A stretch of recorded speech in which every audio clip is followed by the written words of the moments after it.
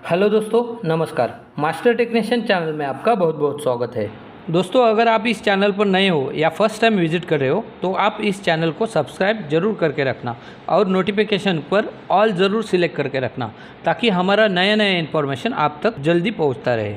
दोस्तों, हमारे पास बहुत सारा ऐसा कंप्लेंट आया है कि बॉडी बिल्डिंग का काम करने के बाद उसका कभी ECU उड़ जाता है, कभी नॉक्स सेंसर उड़ जाता है, कभी क्लस्टर में मलफंक्शनिंग होता है या बहुत सारे ऐसे प्रॉब्लम आ जाते हैं। तो इस तरह से प्रॉब्लम से बचने के लिए हमें क्या क्या सावधानी रखना पड़ेगा, हम इस वीडियो में आज आपको बता देंगे। जब हम नया गाड़ी खरीदते हैं या खरीदी करने के बाद हम गाड़ी में कुछ मॉडिफिकेशन करना चाहते हैं या उसी के ऊपर वेल्डिंग का काम करना चाहते हैं, ऐसे वक्त हमें क्या क्या सावधानी रखनी है इस वीडियो में हम ज़रूर देखेंगे। दोस्तों, जो भी मैं आज इस वीडियो में बताने वाला हूँ वो सब आप खुद गाड़ी के सामने बॉडी बिल्डर के पास खड़ा रहकर उन लोगों से ये चीज़ें ज़रूर खुलवा के लेना। तो सबसे पहले हमें बैटरी कट ऑफ स्विच को ऑफ करना पड़ेगा, उसके बाद बैटरी केबल को निकालना है। तो सबसे पहले हमें निगेटिव केबल को निकालनी होगी, उसके बाद ही हम पॉजिटिव केबल को हाथ लगाएंगे। बैटरी के केबल निकालने के बाद बैटरी को अलग जगह पे रखना है।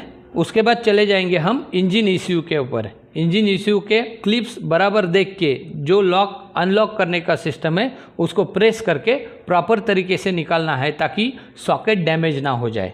ECU का सॉकेट निकलने के बाद इंजन का ECU वायरिंग हार्नेस से डिस्कनेक्ट हो जाएगा। वेल्डिंग मारते समय जो भी करंट आने वाला है वो ECU तक नहीं चला जाएगा, इसी कारण से ECU हमारा बच जाएगा।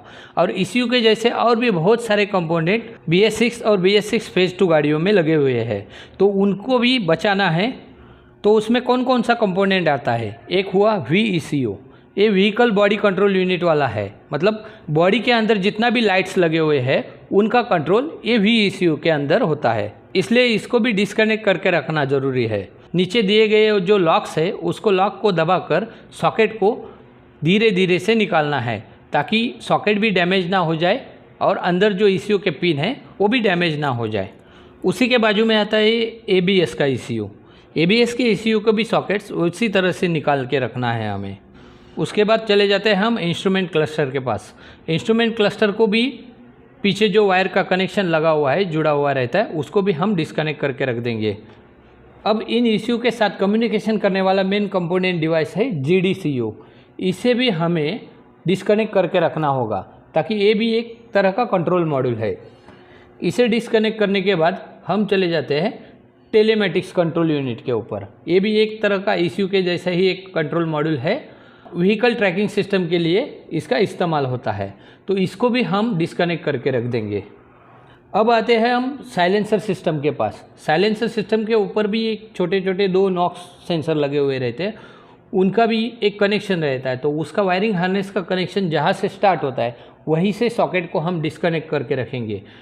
अभी जो हमने ये सब चीज़ें बताई है वो सबसे महंगे चीज़ें हैं, तो वेल्डिंग करते समय ये चीज़ें खराब हो सकती है, इन चीज़ों को नुकसान पहुंच सकता है, तो इसीलिए उनको नुकसान नहीं पहुंचना चाहिए, इसलिए हमें इन सारी चीज़ों को डिस्कनेक्ट करके रखना ज़रूरी है। दोस्तों, अगर आपको ये इन्फॉर्मेशन अच्छी लगी तो लाइक, सब्सक्राइब, शेयर ज़रूर करना। धन्यवाद।